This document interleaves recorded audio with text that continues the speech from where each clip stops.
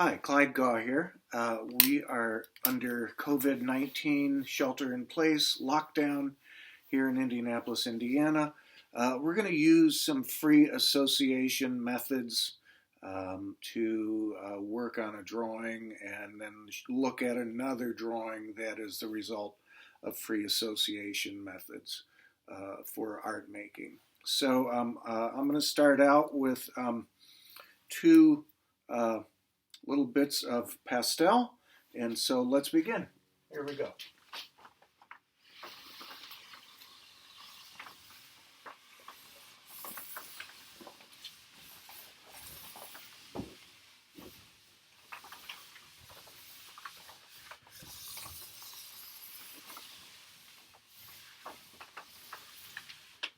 Okay, I don't know if you could see me while I was doing that. Basically drawing with two hands and doing a symmetry exercise. This is one way that I like to start. Another way is just to do doodle lines. Maybe work with one pencil, sometimes with two in two hands. So why not try both at the same time? So I'm going to go ahead and continue working, and let's see. One thing I like to do is just get my hands into it, and this is all just underlayment. It's all I'm working on the underneath portion that will eventually come back up, and you'll see what de Kooning called a glimpse. He's looking for a glimpse of something. And that's kind of, I'm going to just use my capacity for, my capacity to remain dedicated to an experimental form of drawing for a while. And, we'll see what happens. I'm going to switch off to crayon now. Let me see.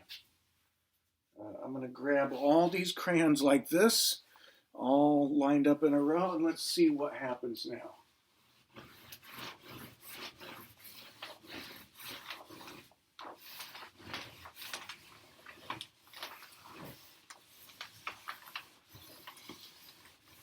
Once I start working on something that's symmetrical, I like to keep working with that theme, but I might break from it. I might just break from it. You never know.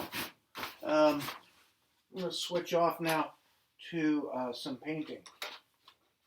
I've got a big old fat brush right here. Got some other brushes too. I might use these. I'm going to start out with this big fat one. Let's see what happens. And I've got some white paint right here. Let's see what happens. I'm just working it like that.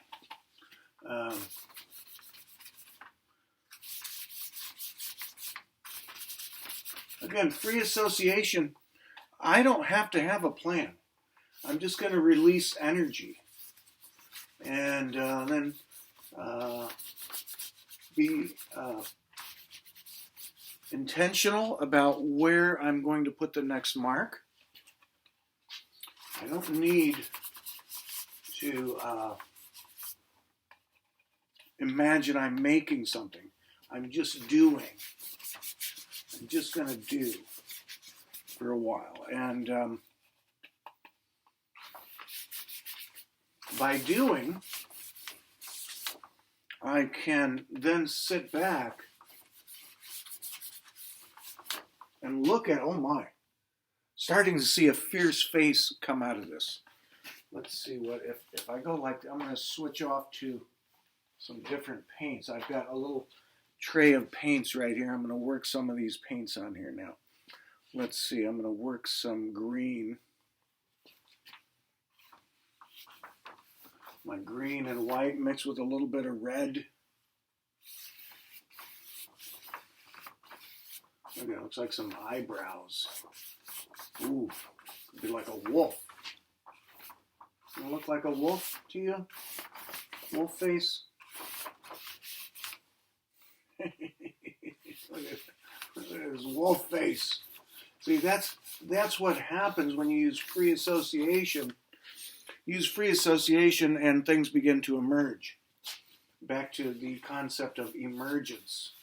And, something's going to happen here. That we may go from a wolf face to something else.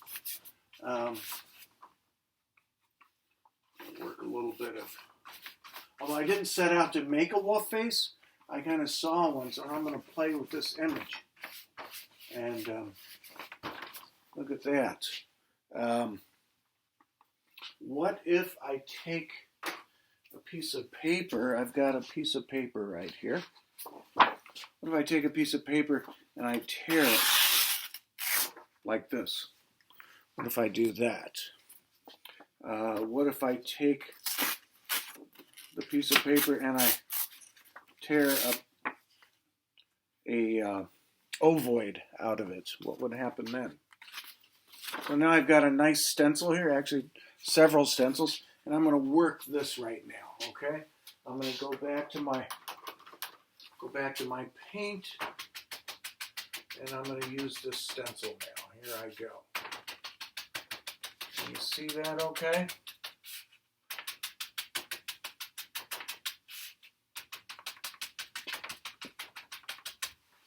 Reload this brush.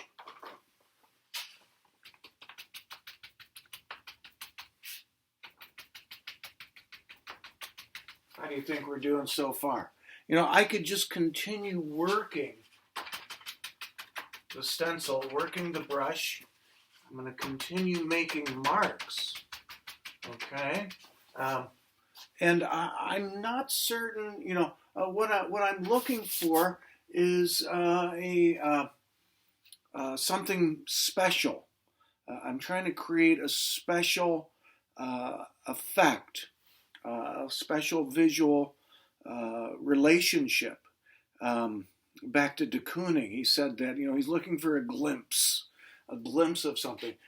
At some point the glimpse will reveal itself to us, and then that will provide us with a pathway to go further. I was experimenting earlier on another piece of paper using the same techniques. And if you spend time with something, you will eventually achieve an emergent outcome and a more complex outcome. Complexity continues to build itself. So here's what I've been working on. Here's what I've been working on for the most part, off and on the past couple of weeks, and using the same technique of free association and stenciling and painting and mark making.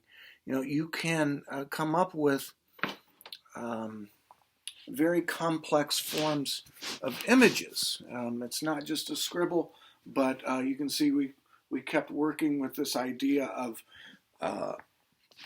symmetry and working with pattern and geometrics.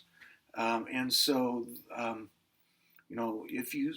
if you continue to work with free association,